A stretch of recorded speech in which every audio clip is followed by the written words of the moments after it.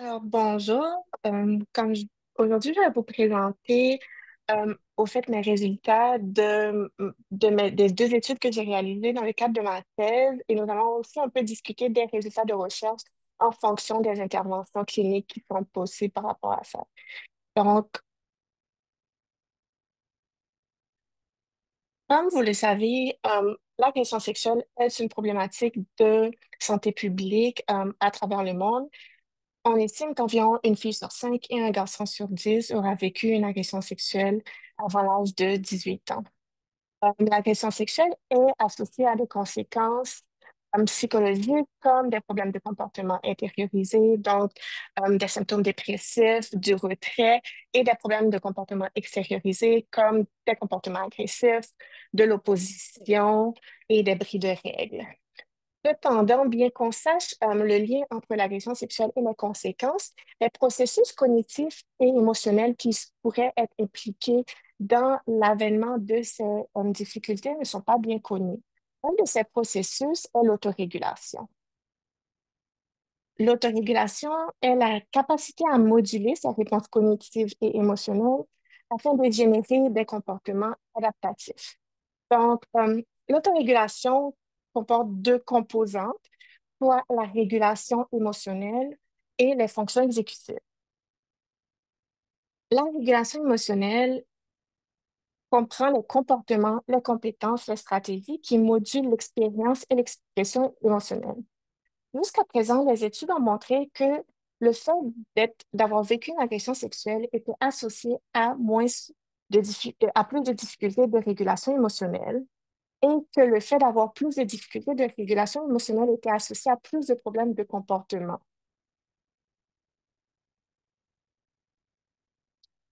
Les fonctions exécutives, pour leur part, ce sont les processus mentaux qui permettent à une personne d'effectuer des actions dirigées vers un but.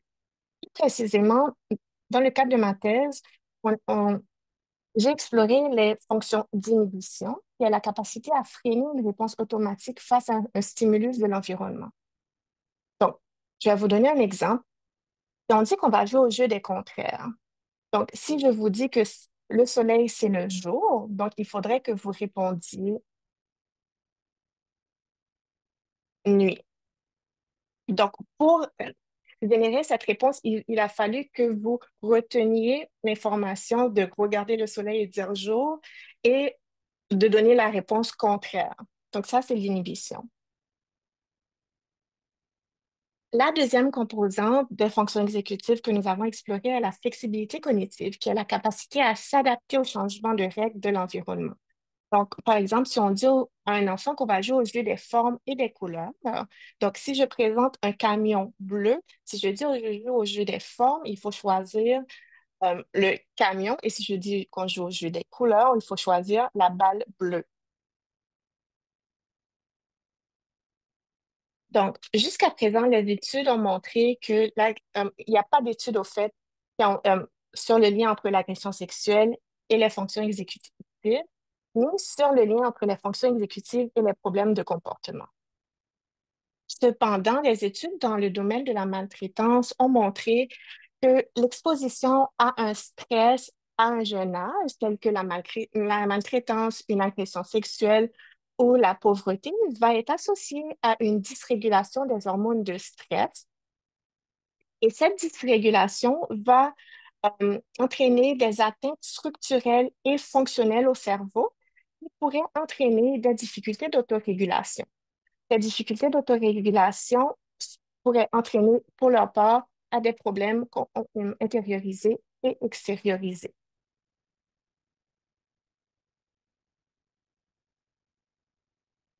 Euh, Jusqu'à présent, la majorité des études ont conceptualisé l'autorégulation comme de manière linéaire, ce qui veut dire que plus tu as des habiletés d'autorégulation, plus tu as des comportements adaptatifs.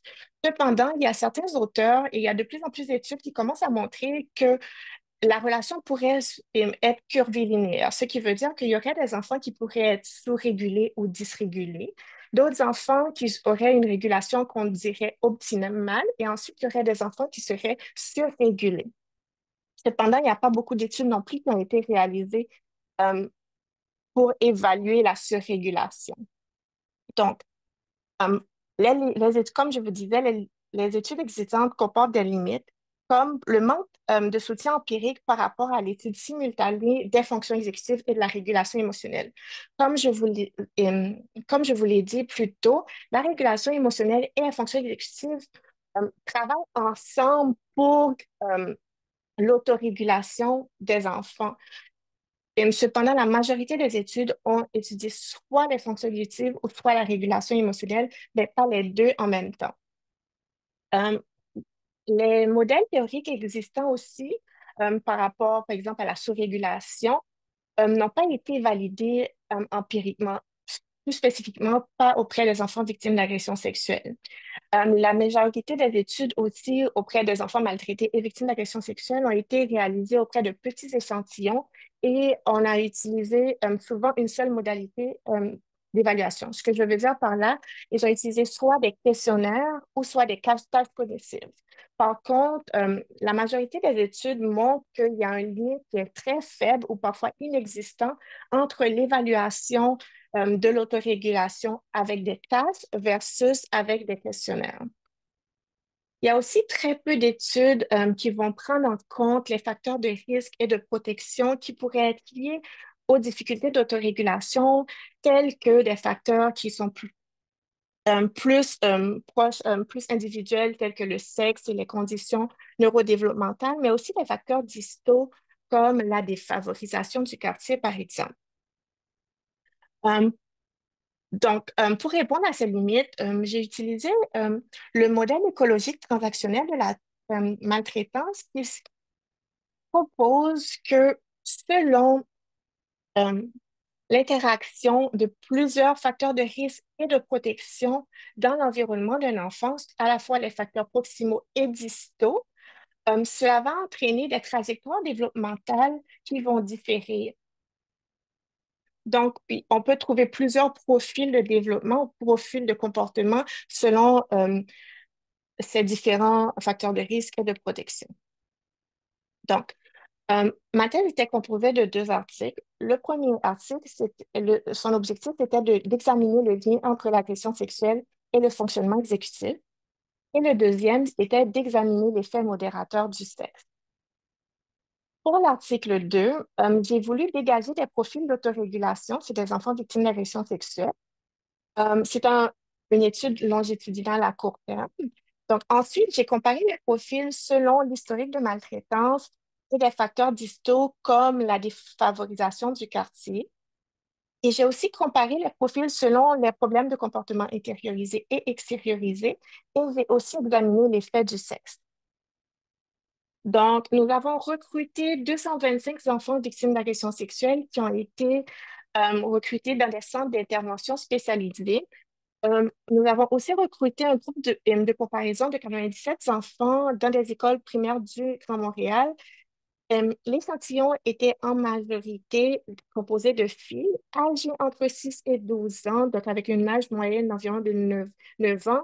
Et l'âge au premier épisode d'agression sexuelle était en moyenne de 7 ans.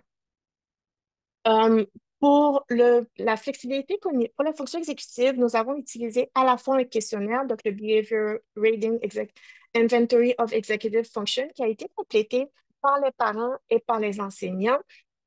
Nous avons aussi eu des mesures d'inhibition qui ont été complétées. C'est une tâche où on demandait aux enfants de choisir le poisson qui allait dans le sens d'une cible.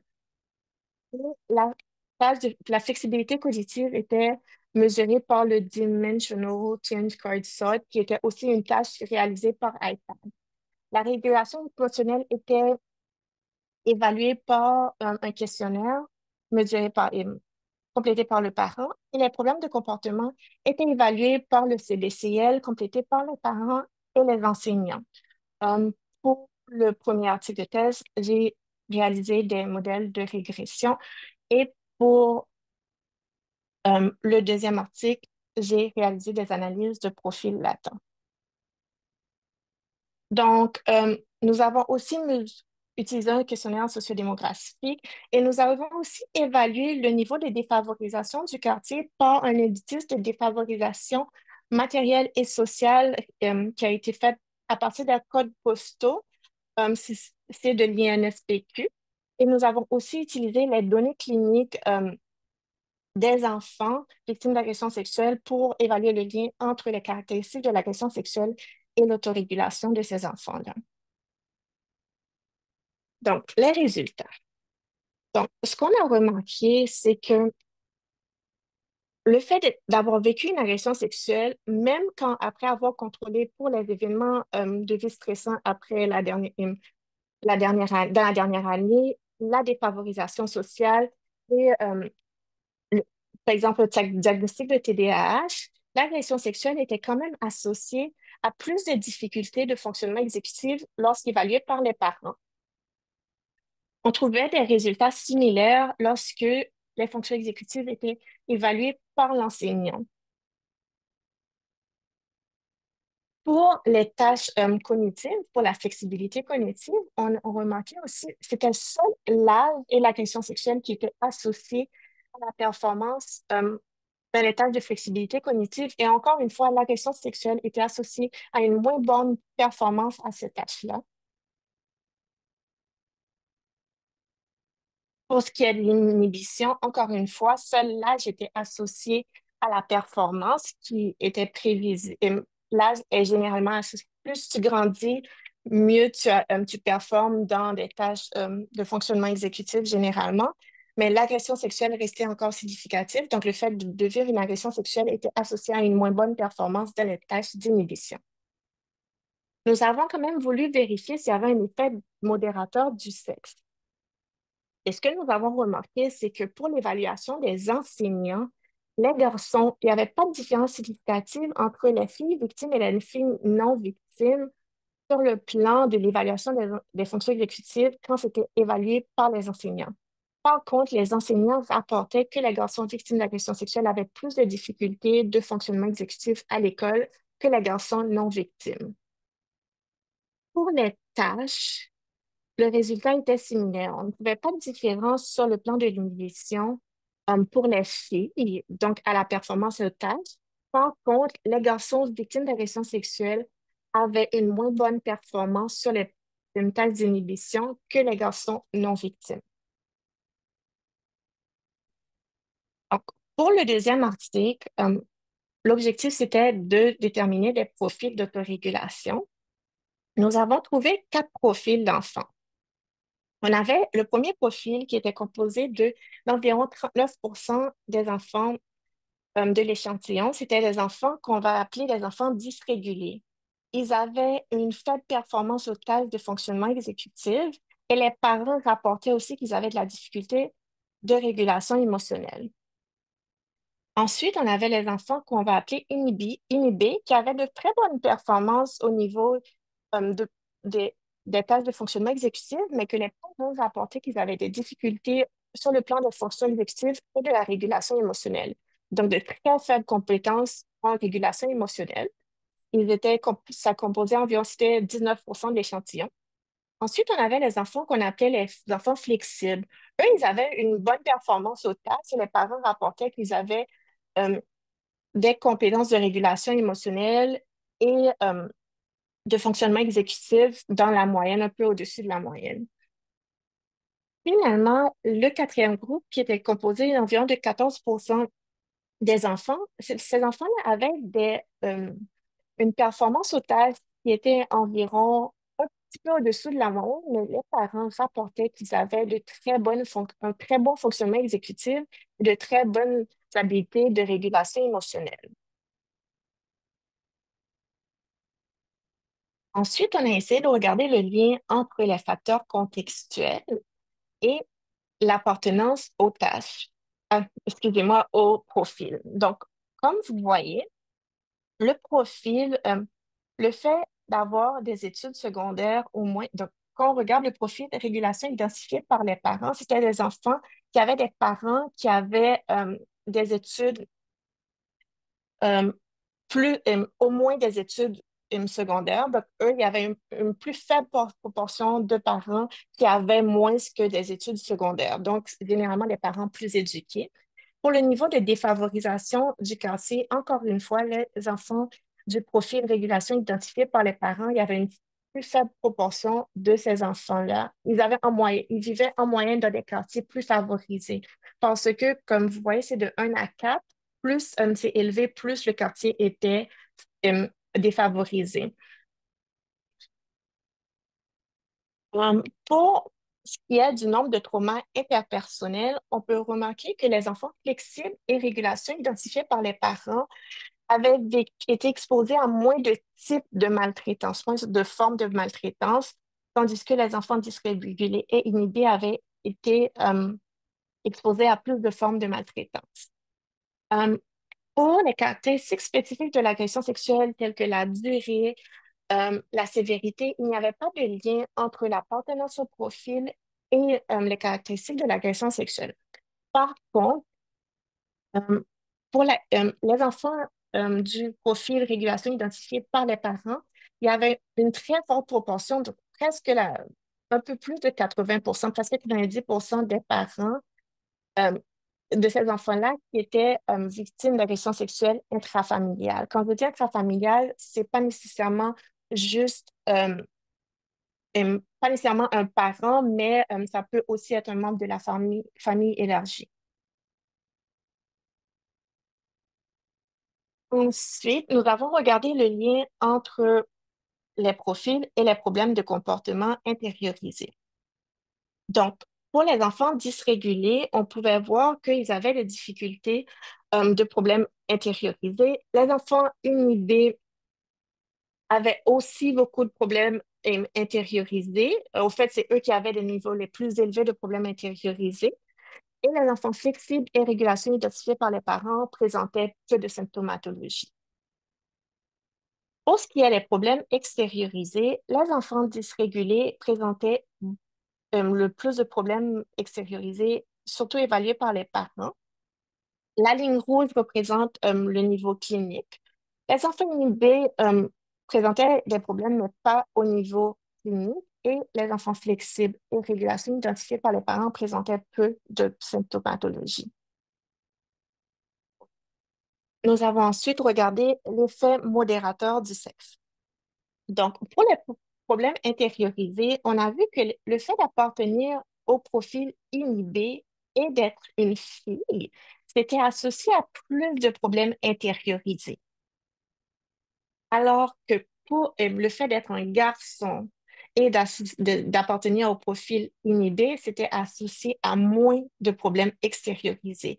Donc, ça ressemble un peu comme si que le fait d'avoir beaucoup d'inhibition pour les filles, ça ressemblait plus à un facteur de risque pour les problèmes intériorisés pour les filles et un facteur de protection pour les problèmes extériorisés pour les garçons. Donc, je vais faire un résumé des principaux constats de tous ces résultats-là. Je sais que c'est beaucoup, mais d'abord, on a vu que l'agression sexuelle était associée à plus de difficultés de fonctionnement exécutif. Mais ce qui est intéressant, c'est que le fait de vivre une agression sexuelle n'est pas nécessairement associé à plus de difficultés. Donc, le fait de vivre une agression sexuelle ne veut pas nécessairement dire que l'enfant aura des problèmes d'autorégulation, parce qu'on peut voir qu'on a environ 42% de l'échantillon qui euh, présentent des profils d'autorégulation qu'on pourrait appeler adaptés, notamment le profil flexible et le profil régulation identifié par les parents. Donc, quand on regarde les profils ensemble, on va voir, il y a le profil dysrégulé, il y a un faible fonctionnement exécutif, ces enfants-là. Ils ont une forte labilité émotionnelle, donc ce qui veut dire que leurs émotions vont changer très rapidement. Ils vont avoir une très grande difficulté à réguler leurs émotions. Ils vont avoir des problèmes de comportement comorbides, ce qui était attendu parce que les études liées à l'agression sexuelle et la régulation émotionnelle vont montrer que les enfants dysrégulés vont avoir plus de difficultés sur le plan des problèmes intériorisés, mais aussi extériorisés. Et ces enfants ont été exposés à plus de formes de maltraitance. Le deuxième profil, les enfants inhibés, eux, ils avaient le niveau d'inhibition est plus élevé. C'était quand même surprenant parce qu'on s'attend généralement à ce qu'une forte performance à l'inhibition soit liée à moins de difficultés. Par contre, ces enfants avaient présenté de faibles compétences de régulation émotionnelle et des problèmes de comportement intériorisé élevés. Donc, c'est comme si que le fait d'avoir qu'ils étaient peut-être très bons au niveau cognitif à réguler comme leurs impulsions, mais qu'ils gardaient un peu tout ça à l'intérieur et au niveau de la régulation émotionnelle, ça devenait plus difficile. Eux aussi, ils étaient exposés à plus de formes de maltraitance. Les enfants flexibles, ce sont les enfants que je pourrais appeler les plus résilients. Euh, ils avaient, euh, ils avaient une autorégulation supérieure à la moyenne, mais pas trop élevée non plus. Ils avaient une faible symptomatologie. Je dis que c'est un profil concordant parce qu'à la fois l'évaluation des parents et des enseignants concordaient. Donc, ce qu'on pouvait, comment ces enfants-là se comportaient à l'école et à la maison, c'était à peu près la même chose et leur performance aux tâches concordait au, euh, au- à l'évaluation des parents sur le plan de l'autorégulation. Finalement, un autre profil intéressant qui demanderait à être plus étudié, c'est le profil autorégulation identifié par les parents.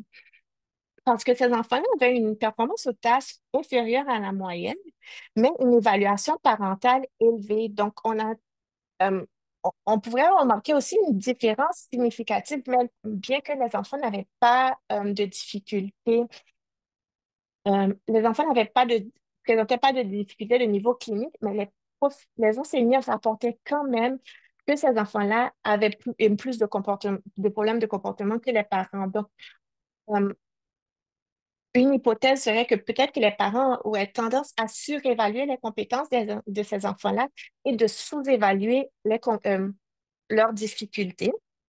Ces enfants étaient aussi issus de milieux socio-économiques plus favorisés. Et comme je vous disais, c'est un profil discordant étant donné que l'évaluation des parents et des enseignants ne concordait pas.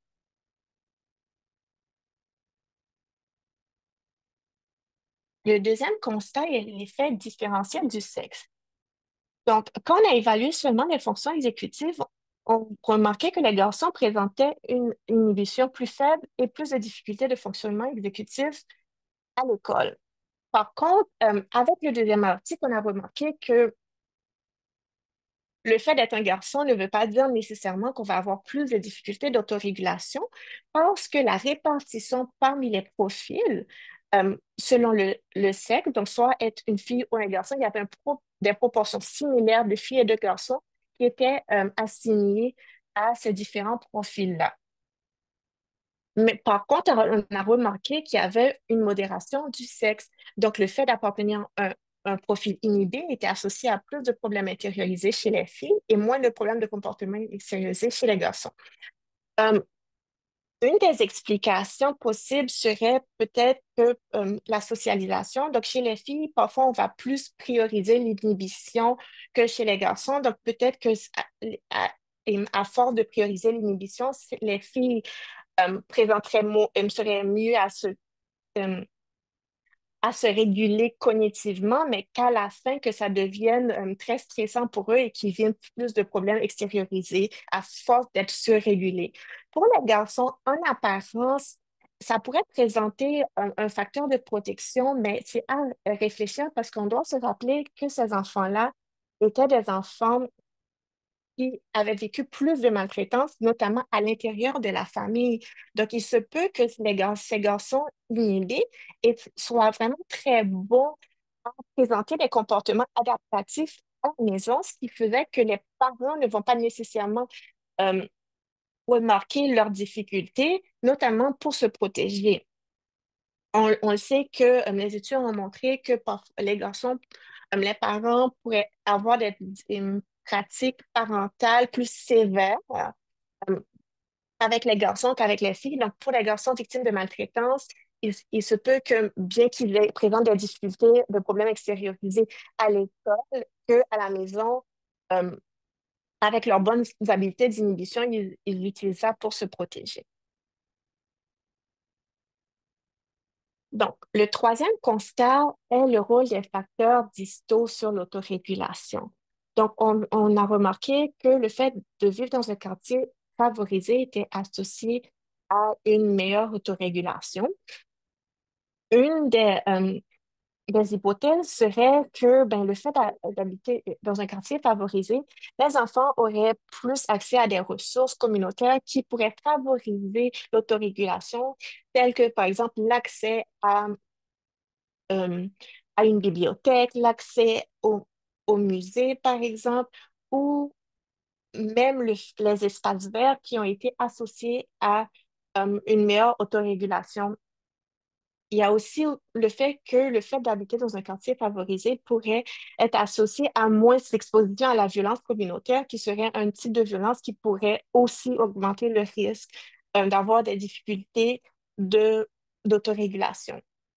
Pour les études postsecondaires, euh, l'une des explications serait les compétences langagières.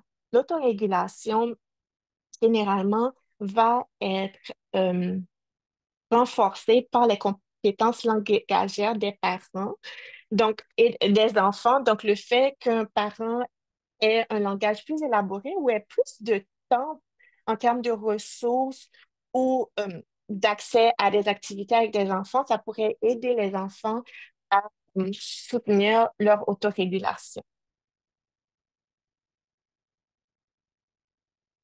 Donc, les implications cliniques. D'abord, pour l'évaluation, il faudrait qu'on réfléchisse aux outils d'évaluation. Quand on pense plus spécifiquement pour les fonctions exécutives, ce serait quand même utile, étant donné qu'on voit que l'évaluation des fonctions exécutives, surtout pour les enfants inhibés et les enfants régulation identifiés par les parents, il y avait une très grande discordance entre l'évaluation des enfants et des parents et la performance au test. Donc, euh, ce serait une bonne idée d'utiliser plusieurs modalités d'évaluation afin de bien comprendre les fonctionnements exécutifs de ces enfants. Ce serait aussi important d'utiliser plusieurs répondants. Donc, parfois, encore une fois, pour mes profils discordants, on va voir que les parents et les enseignants ne vont pas nécessairement voir la même chose. Je sais que généralement, ça prend quand même du temps pour pouvoir évaluer les enfants et les parents, mais par exemple, le brief, maintenant, le brief, c'est 12 questions pour l'évaluation des questionnaires et les tâches, par exemple, que j'ai utilisées peuvent prendre entre 2 à 4 minutes. Donc, pouvoir avoir accès à ces outils d'évaluation-là pourrait permettre une évaluation plus globale des enfants. Ensuite, pour les facteurs proximaux, on voit encore une fois comment l'historique de maltraitance est important. Donc, le fait d'être exposé à plus de formes de maltraitance ou la maltraitance à l'intérieur de la famille est associé à plus de difficultés d'autorégulation, mais que ces difficultés d'autorégulation ne vont pas nécessairement se présenter comme juste de la dysrégulation, comme on s'entend, mais aussi parfois ça va être de la surrégulation, plus particulièrement chez les filles. Ensuite, on remarque que les caractéristiques de l'agression sexuelle ne sont pas, je ne peux pas dire si importantes, mais il n'y a pas beaucoup de lien entre les caractéristiques spécifiques de l'agression sexuelle, sauf pour l'agression sexuelle intrafamiliale, donc où on voit que les parents euh, le groupe des enfants du profil identifié par les parents avaient tendance à surestimer les capacités des enfants et sous-estimer leurs difficultés. Donc, quand on est en situation d'agression sexuelle intrafamiliale, ce serait une bonne idée de regarder, d'avoir plusieurs sources d'informations. Euh, pour les facteurs distaux, encore une fois, on va voir que les ressources du quartier et le niveau d'éducation des parents est associé à une meilleure autorégulation des enfants. Donc, ce serait de réfléchir à comment, en intervenant ou en évaluant, ben, est-ce que l'enfant a accès aux bibliothèques, accès aux organismes communautaires et, si possible, leur offrir et leur parler de ces accès-là pour pouvoir soutenir l'autorégulation de ces enfants-là. Euh, sur le plan de l'intervention, ce serait important de, euh, de proposer une approche différenciée. Ce que je veux dire par là, pour les enfants dysrégulés, bien sûr, l'approche standard de renforcer la régulation émotionnelle et fonctions exécutives fonctionnerait très bien. Par contre, pour les enfants inhibés qui ont de très bonnes performances au fonctionnement exécutif, il se pourrait que renforcer les fonctions exécutives soit inutile ou voire néfaste. Donc, il faudrait faire plus d'études avant de voir ça. Moi, j'aurais tendance à proposer qu'on renforce plutôt les compétences en régulation émotionnelle, notamment la reconnaissance, la compréhension et l'expression des émotions, et de renforcer la flexibilité cognitive. Mais il faudrait aussi tenir compte du sexe de l'enfant, comme on voit, parce qu'avoir une très bonne inhibition, dépendamment si on est une fille ou un garçon, pourrait être associé à des difficultés différentes. Et encore une fois, utiliser des sources d'évaluation externes, par exemple les enseignants. Pour les enfants flexibles, euh, avant d'intervenir, il faudrait regarder si le renforcement de l'autorégulation est nécessaire parce que ces enfants pourraient tout simplement ne pas avoir besoin d'intervention sur le plan de l'autorégulation. Donc, on pourrait plus se concentrer sur la prévention de la revictimisation que sur l'autorégulation en tant que telle. Pour les enfants, régulation identifiée par les parents, il faut quand même faire attention. Donc, si on voit qu'il y a vraiment une discordance entre la performance aux tâches où les parents trouvent que les enfants vont vraiment mieux que euh, leur performance plus, disons, objective, ce serait encore important d'utiliser les autres sources externes et aussi d'évaluer la flexibilité des parents parce qu'il se peut que ce soit euh, le fait que les parents mettent un cadre très rigide qui fait que les enfants présentent des comportements qu'on pourrait dire adaptés ou adaptatifs selon eux, alors que ces enfants-là, à long terme, ils pourraient peut-être présenter plus de difficultés après ça. Donc, sur le plan de l'intervention différenciée, je voudrais donner un exemple au Centre Marie-Vincent, à la Fondation Marie-Vincent, où on fait des évaluations à l'entrée pour les enfants victimes d'agression sexuelle, où on va avoir différents profils d'enfants. Donc, on va avoir des enfants du profil résilient, des enfants qui vont un profil qui vont être plus TSPT classique, donc qui vont avoir des symptômes de stress post-traumatique, mais moins de difficultés sur le plan, par exemple, de la cognition et de la systématisation, et des enfants qui vont avoir un profil plus complexe. Donc, si on ajoutait les fonctions exécutives dans ces profils-là, on pourrait regarder comment justement intervenir avec ces enfants-là de manière plus différenciée. Donc, peut-être, par exemple, pour l'agression sexuelle, généralement, la TFCBT, c'est un type d'intervention qui est très utilisé pour les enfants victimes d'agression sexuelle. Donc, mais peut-être que tous les enfants, par exemple, les enfants résilients, n'auraient pas nécessairement besoin de TFCBT, mais plus de soutien psychosocial et la prévention de la revictimisation versus les enfants qui vont avoir un TSPT plus classique ou plus complexe. Là, on pourrait ajouter des modules de régulation émotionnelle ou d'autorégulation, et dépendamment justement si l'enfant a un profil plus inhibé ou dysrégulé. Donc, comme je parlais de la TFCBT, moi, ce que je proposais, c'est que, par exemple, au niveau de la psychoéducation des parents, on pourrait parler aux parents de l'effet de l'agression sexuelle sur l'autorégulation, notamment sur le fait que ben, l'enfant peut avoir des difficultés d'autorégulation, mais il se peut aussi que l'enfant soit surrégulé, donc il monte moins, euh, il soit très, très, très bon à réguler euh, ses cognitions, mais qu'au niveau à l'intérieur, ce soit beaucoup plus difficile. Euh, on pourrait aussi regarder l'autorégulation des parents parce qu'on va voir que l'autorégulation des parents est très liée à l'autorégulation des enfants. Donc, dans les organismes où on offre du soutien aux parents, on pourrait regarder comment travailler avec le parent pour que eux, puissent renforcer leur propre autorégulation pour éventuellement que cette autorégulation-là soit aussi, euh, et, pour qu'ils soient capables de soutenir l'autorégulation de leurs enfants. Finalement, L'attachement sécurisant est un potentiel facteur de protection pour les enfants victimes d'agressions sexuelles. Donc, on pourrait réfléchir à l'ajout d'une intervention relationnelle, par exemple, au traitement des enfants victimes d'agressions sexuelles pour voir comment l'attachement pourrait avoir un attachement plus sécurisant, une meilleure relation parent-enfant pourrait engendrer une meilleure autorégulation et moins de problèmes de comportement chez ces enfants-là. Euh, Finalement, je vous ai mis certaines activités en tant qu'intervenant qu'on pourrait faire avec les enfants pour soutenir leurs habiletés de fonctionnement exécutif. Donc, par exemple, pour l'inhibition, jouer un, deux, trois soleils, excusez-moi, ouais, jouer un, deux, trois soleils serait peut-être comme ça pourrait aider à l'enfant donc quand il faut stopper. Si m'on dit faire des histoires à compléter, donc ce que je veux dire par là, excusez, j'ai, excusez-moi, je pense que est-ce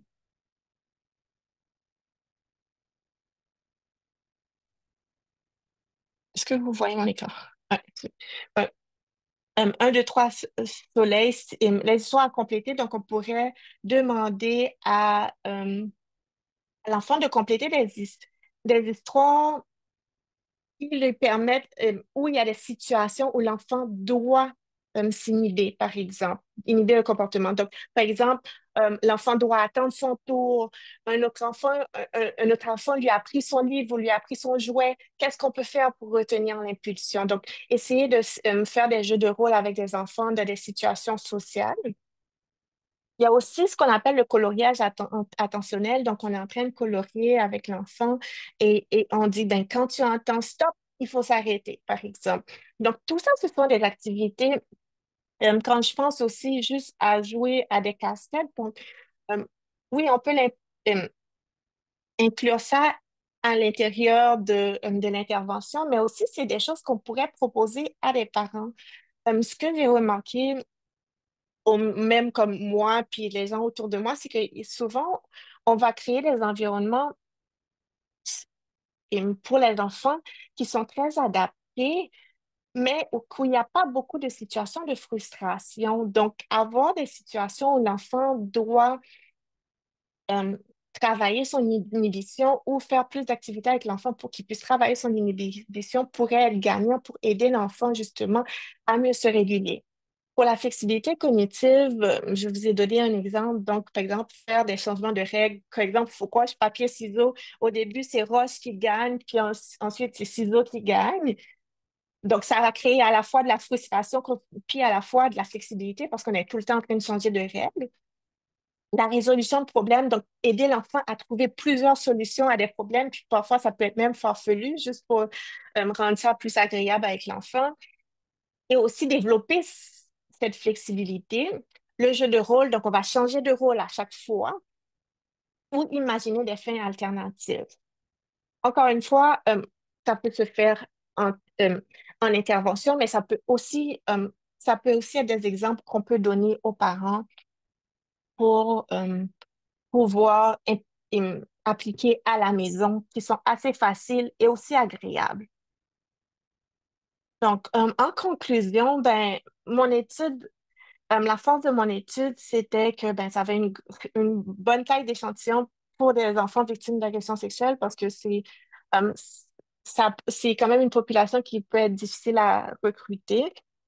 Nous avons utilisé une approche multi-répondant et multi-mesure, ce qui a pu nous permettre de voir à la fois des évaluations qui sont plus donc, l'utilisation des tâches, donc des évaluations un peu plus objectives, mais aussi des évaluations selon les contextes, comme par exemple à la maison et à l'école. Mon étude a cependant des limites. Par exemple, ma deuxième étude, c'était un devis longitudinal à court terme, ce qui veut dire qu'on a évalué les enfants 6 mois après l'intervention. Donc, on ne sait pas vraiment comment l'autorégulation des enfants avant euh, au début va être lié à plus long terme à des problèmes de comportement. Aussi, pour la régulation émotionnelle, j'ai seulement utilisé des questionnaires. Donc, des futures études, c'est important d'utiliser aussi des tâches de régulation émotionnelle pour voir si, encore une fois, il y a des différences. entre l'autorégulation mesurée par les tâches ou les questionnaires. Nous avons eu aussi un échantillon très homogène, donc c'était la majorité des enfants où les parents ont eux-mêmes fait un signalement pour emmener les enfants euh, à consulter. Aussi, c'était des enfants en majorité québécois-canadiens et nous n'avons pas aussi mesuré la relation parent-enfant. Donc, les futures études devraient évaluer les profils, les profils d'autorégulation prédisent les trajectoires de problèmes de comportement, soit intériorisés ou extériorisés. Utiliser plus de mesures de l'enfant aussi pour voir comment eux, ils s'évaluent, mais aussi, comme j'ai dit, des tâches de régulation émotionnelle. Et ce serait aussi important de regarder comment des facteurs culturels pourraient être liés à l'autorégulation. Donc, merci. Je voulais remercier tous les organismes qui ont soutenu ma thèse, notamment l'IJD et aussi la Fondation Marie-Vincent et le CIAF avec lesquels que j'ai eu c'est eux qui nous ont aidés à recruter les enfants. Merci.